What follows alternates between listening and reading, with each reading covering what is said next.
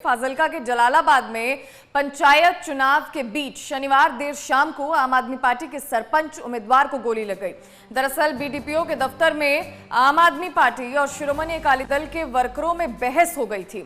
शिरोमणि अकाली दल के नेता ने फायरिंग कर दी। बताया जा रहा है कि आप उम्मीदवार मनदीप बराड़ और नोनी मान के समर्थकों के बीच में कहासुनी हुई थी, जिसके बाद हाथापाई भी शुरू हो गई और मामला इतना ज्यादा बढ़ गया कि शिरोमणि अकाली दल के नेता ने आम आदमी पार्टी के प्रत्याशी पर गोली चला दी।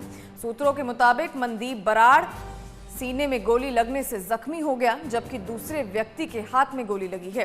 तो शिरोमणि अकाली दल के नेता और आम आदमी पार्टी के प्रत्याशी के बीच ये बहस देखी गई और बहस के दौरान शिरोमणि अकाली दल के नेता ने गोली चला दी और आम आदमी पार्टी का जो प्रत्याशी है वो गंभीर रूप से जख्मी हो गया।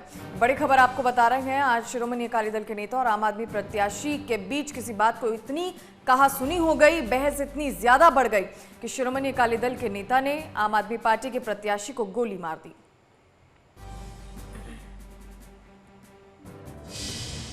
सर की मसला की होया जी?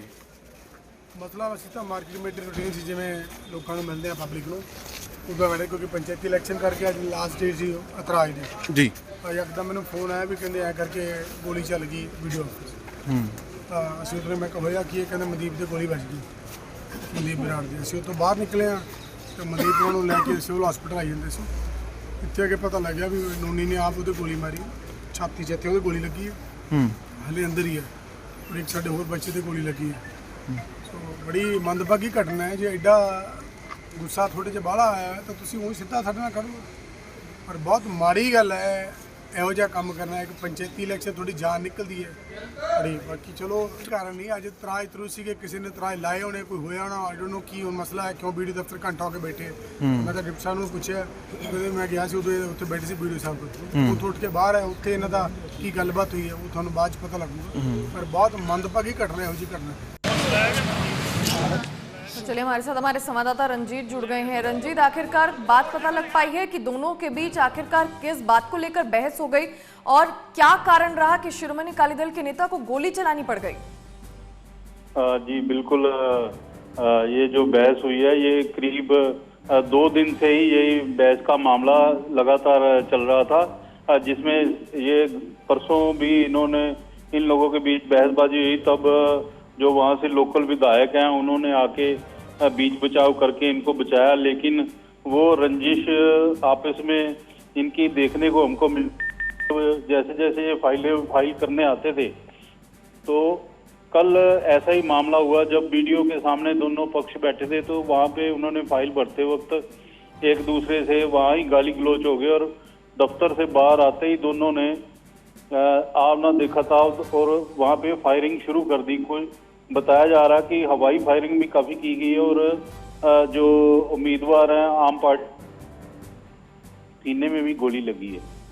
फिलहाल क्योंकि अब आने वाले समय में पंचायत चुनाव भी नजदीक है रंजीत, कहीं ना कहीं पुलिस को भी लॉ एंड ऑर्डर का खासा ध्यान रखना पड़ेगा। और दूसरी बात ये कि अभी फिलहाल आम आदमी पार्टी के प्रत्याशी की हालत कैसी है? जी उनको घायल अवस्था में प्राथमिक उपचार करने के बाद उनको डीएमसी लुधियाना में वहाँ पे उनको रेफर किया गया था और अभी थोड़ी देर पहले मेरी वहाँ एक वर्कर से बात, उन्होंने बताया कि अभी उनकी जो हालत है वो गंभीर बनी हुई है, लेकिन थोड़े समय बाद ही पता चल पाएगा कि कैसे हालात क्या हुआ है। और पुलिस को भी अभी तक उन्होंने कोई बयान नहीं दिया है, इसलिए पुलिस ने भी कोई मामला दर्ज अभी तक नहीं किया है। लेकिन क्या कोई पूछताछ शुरू हुई है शिरोमणि अकाली दल के नेता से? क्योंकि सरेआम ये पूरा मामला सामने आया जब गोली चलाई गई, तो कहीं ना कहीं पुलिस भी इसमें अब बीच में पड़ती हुई नजर आ रही है।